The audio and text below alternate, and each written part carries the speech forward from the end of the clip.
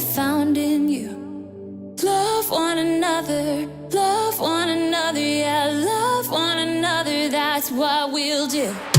Love one another with a love like no other that we found in you. Love one another, yeah, love one another, that's what we'll do. We're alive to love one another. We're alive with love like no other. We're alive, we're sisters and brothers. We're alive to love one another.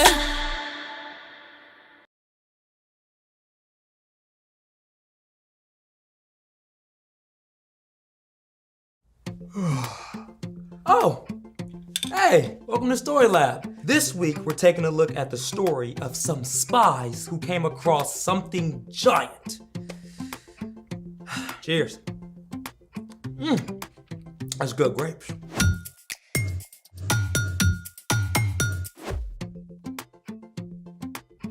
Hey, I'm Carter. And I'm Skylar. All month, we're talking about how God can help us be brave when we face difficult things. What's with all the fruit? Oh, well, you know, tasty and healthy. What more could you want? Hey, strawberry? Oh no! What's happening? What do we do? It's just stop, drop, and roll. No, that's not it. What? Carter! What? Why are you not panicking? We just had an earthquake. It's just a really big truck going past. I seen it out the window. My panic meter said earthquake. Look, a real quake doesn't happen unless the tectonic plates that cover Earth's surface shift. Techno plates? Tectonic plates. They're like these giant puzzle pieces that slam into each other. You know what? Let me just show you. Let's try it. Now, did you know the Earth quakes about 1 million times a year? I could have lived a happy life never knowing that. Well, every now and then, an earthquake is so huge, it is a big deal. But most quakes are so tiny, no one ever feels them. Now, I'm gonna show you how it works with this mandarin and some clay.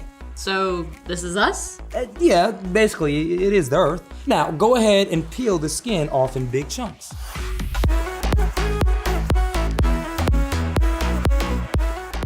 All right, done. So, you see how the inside of the orange is soft? We're using this to represent the asthenosphere, which is a molten liquid right under the Earth's tectonic plates. Are these tectonic plates? Bingo! Sweet, literally. Now we're gonna cover the mandarin with soft clay that will help us demonstrate what happens when the plates shift.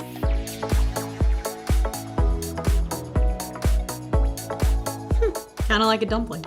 Now what? Now fit the peels over the clay. Like a puzzle. They won't fit perfectly, which is perfect. Now, see, the Earth's tectonic plates are constantly moving over the soft molten layer. They slowly grind and scrape against each other, and sometimes the rough edges get stuck. That doesn't sound good.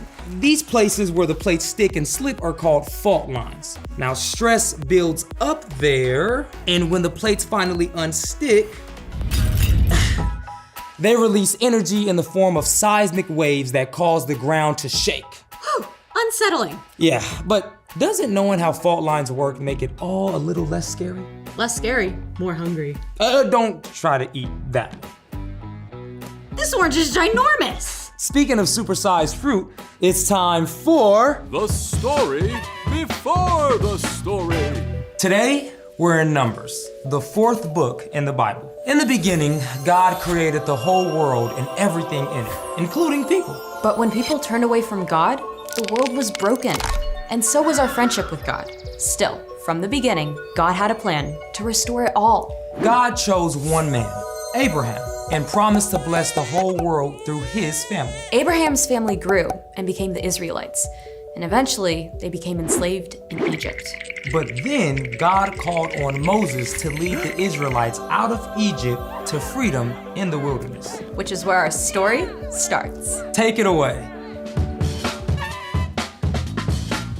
Hey everyone, I'm Brian.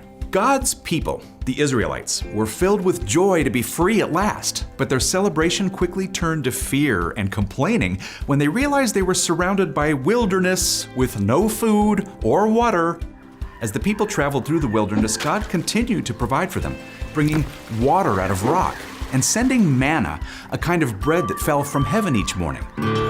God called Moses to the top of Mount Sinai and gave him rules to help the people follow God and stay separate from the nations around them who worship false gods.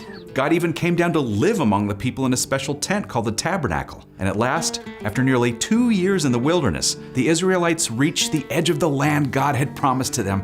They were so close. The Lord told Moses, "Send some men to check out the land of Canaan. I am giving it to the Israelites. Send one leader from each of Israel's tribes."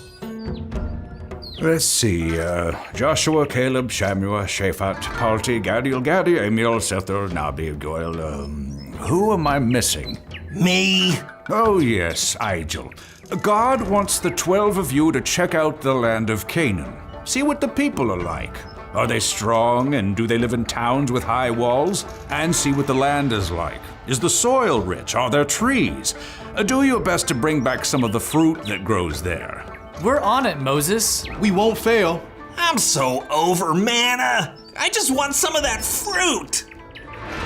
So the 12 spies snuck into the land of Canaan and traveled all over for 40 days. During this time, they discovered 2 big things. They saw that the food growing in the land was amazing. The spies cut a branch of grapes that took 2 men to carry it. But the second big thing wasn't so good. The spies discovered that the people of the land were tall and strong and lived in well-guarded towns. Yikes. At the end of 40 days, the spies crossed back over the Jordan River to the Israelite camp. Canaan is amazing. There's plenty of milk and honey. And here's some fruit from the land. But the people who live there are powerful, practically giants. Their cities have high walls. We should go up and take the land. We can certainly do it. Oh, we can't attack those people. They're so ginormous. We look like grasshoppers to them. Rather than listening to Joshua and Caleb, the people focused on their fears. They even talked about finding a new leader to replace Moses. Joshua and Caleb tried again to encourage the Israelites. If the Lord is pleased with us, he'll lead us. The Lord will give us the land. But don't refuse to obey him. And don't be afraid of the people of the land. The Lord is with us. La la la, but the people wouldn't listen. They grew so angry and fearful that they even talked about killing Joshua and Caleb. That's when the glory of the Lord appeared. How long will these people refuse to believe in me? Lord, your love is great. Please forgive the sin of these people. I have forgiven them, just as you asked, but they did not obey me. Tell them, I promised to make this land your home, but now not all of you will enter the land. Caleb will enter it, so will Joshua. They are the only ones. As you can imagine, the people were devastated when they heard this. We're ready to go up and take the land now. Don't do it. Your enemies will win. The people refused to listen, and they were quickly defeated. For the next 38 years, the Israelites wandered in the desert until no one who had turned against God was still alive. Only their children would enter the land, along with Joshua and Caleb, who had chosen to be brave and trust God, even when no one else did. The end. Wow. What a way to mess up a good thing. They let their panic get the best of them. It's true. They listened to fear instead of trusting what God had promised. So, what's our part in the story? Well, Joshua and Caleb chose to remember that God was with them. They focused on what God had promised instead of on their own fears, and that allowed them to show courage. They trusted God to help them be brave enough to do something really hard. And they did that, even though everyone else was listening to fear. That's right.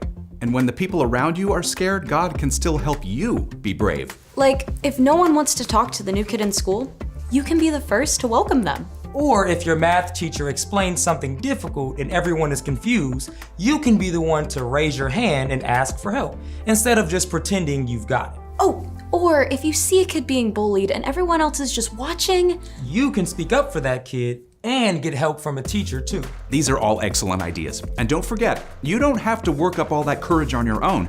When you choose to follow Jesus, God sends the Holy Spirit to live inside you. You can ask the Spirit to help you be brave.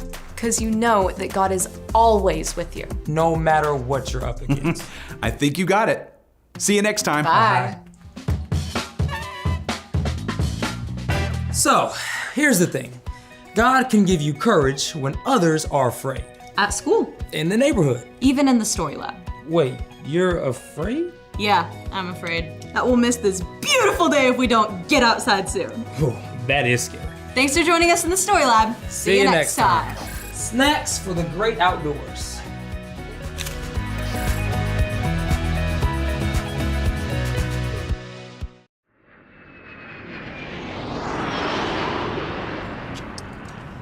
Hang on a second. New security protocols. Can you please empty your pockets, sir? Yeah, keys. All right, and oh.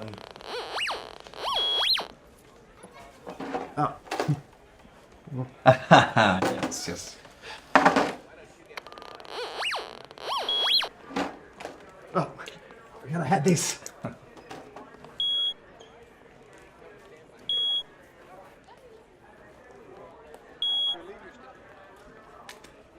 I knew you had my stapler. Sorry.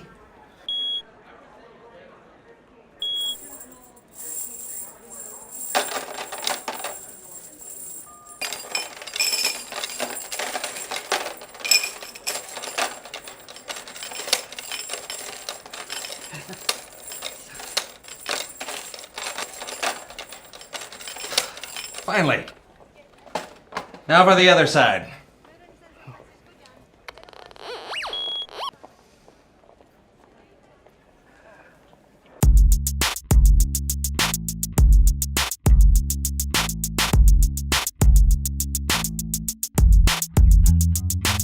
Welcome to the So and So Show. I'm John. I'm Brandon. My voice is a little raspy. I think it's cool. Oh, I appreciate that. But about today, don't be scared because today is gonna be so much fun. Why would they be scared? Well, when I watch the shows, I get scared. Yeah, but you're in the shows. Why would you get scared? You know what's gonna happen. That's why I get scared. There's nothing to be scared about. Okay, there might be because I know what's coming up next.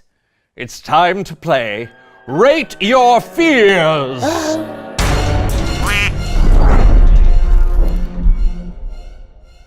All right, the game is simple. We're gonna see some pictures of things people are afraid of sometimes, and then we're gonna rate our level of fear from 1 to 5. Yes, with 1 being we're not scared at all, and 5 being we're running from the room screaming, looking for a change of pants. Exactly, yes. So you can play 2. Just hold up a 1, 2, 3, 4, or 5, depending on your fear, all right? So, let's see the first one. Hey, okay, nah, I'm a 4. I'd say a 2, unless it was that big. No, I'm a 4. What about you guys? All right. Yeah. All right, so what's next? Here we go. Ooh, scary. I think this would make it 2. 2 again. Yeah. I'm a 2 as well. What have you? Yeah? Okay. What's next here?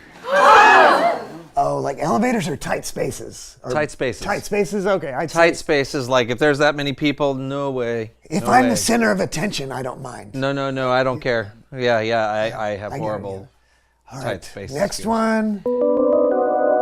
Oh, public speaking. Oh, for us, that's pretty that's normal. That's 1. But I get it. I get it. Some people are terrified of it. Yeah. All right, next. Ooh. I love my dentist. That is a view. I've never been worked on by that many. I know, that is interesting. Yeah, but Dentists, I'd say a 3, but the noise. Oh. Noise of- Oh, yeah, I hear you. Yeah. Okay. All right. Hello, kids! Nope. Not at all? Love clowns. Nah. Yeah, love clowns. Clowns are the worst. Yeah. Okay, last one. What is this? It's just a... what? Mr. Milton's creepy house. 5.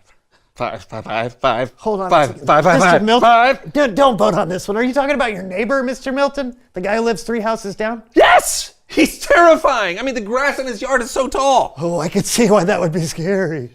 I am serious. There are a lot of people in the neighborhood who are scared of him. Have you talked to him? Talk to him? Yeah. Are you crazy?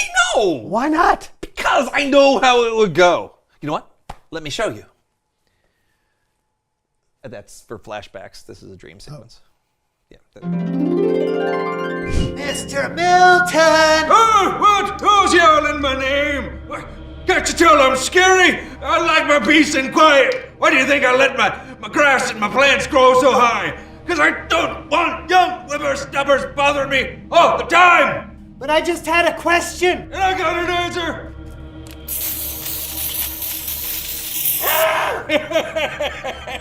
Get off my uncut lawn.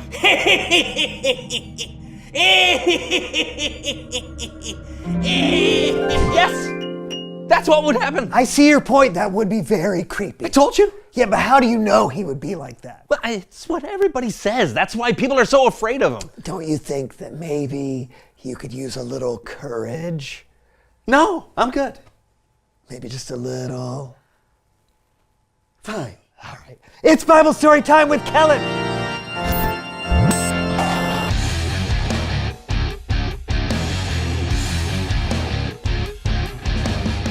Hey guys, looks like you two are setting up today's story big time. Today's Bible story is about scary neighbors? Actually, in a way, yeah. Do they also not cut their grass, yell at people, and spray you in the face with silly string? No. I think we would love to hear today's Bible story, especially if it has anything to do with facing your fears. That it does. Oh, then take it away. Okay, quick setup. The Israelites had been enslaved in Egypt until God chose Moses to rescue them. God guided the people through the wilderness, providing water and food to eat, and God also gave them commandments, or rules, to live by. Now, the people were headed to a new land that God had promised to give them. On the edge of this promised land is where the story begins. Now, you can read the story for yourself in the book of Numbers. God told Moses to gather one man from each of the 12 tribes or families of Israel. God wants the 12 of you to check out the land of Canaan. I thought this was supposed to be the promised land, Moses. Yeah, that says Canaan. It's the same thing. It's the same Go, thing. see what the people are like. See if the land is good for farming. And maybe bring back some of the food that grows there. We will do as God commands. Right, Caleb? Yes, Joshua. We won't let you down, Moses. Good luck! Oh boy, here we go. The 12 men did as they were instructed. They checked out the land for 40 days, and the food growing in that land was amazing. This is the largest bunch of grapes I've ever seen. I can't wait for Moses to see this. Don't forget about our pomegranate. It's nice too. Yes, it is a nice pomegranate. Yeah!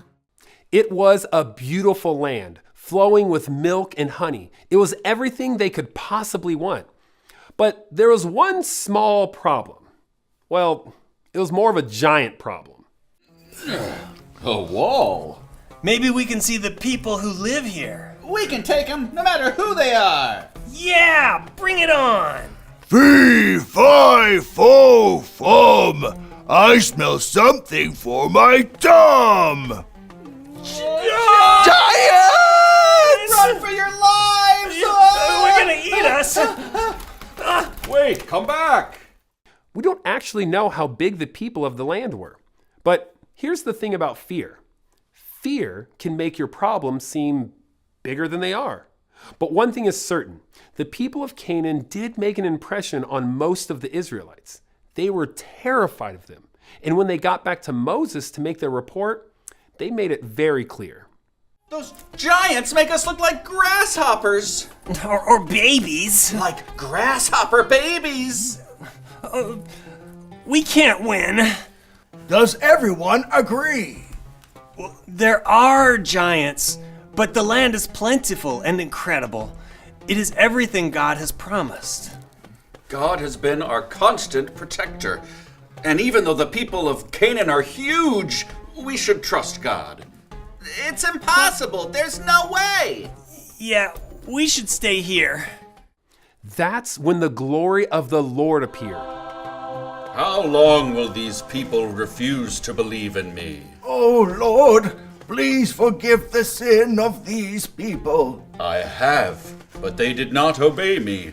I promised to make this land your home, but now not all of you will enter the land. Caleb will enter it. Yes. So will Joshua. Okay. They are the only ones. No! We can go now! Yeah, we'll beat those giants, no problem. If you go now, your enemies will beat you. Come on! I'll take those Canaanites. Wait till I get my hands on them. Unfortunately, the Israelites didn't listen. They found their courage just a little too late, and they went back to the land of Canaan. We can do it!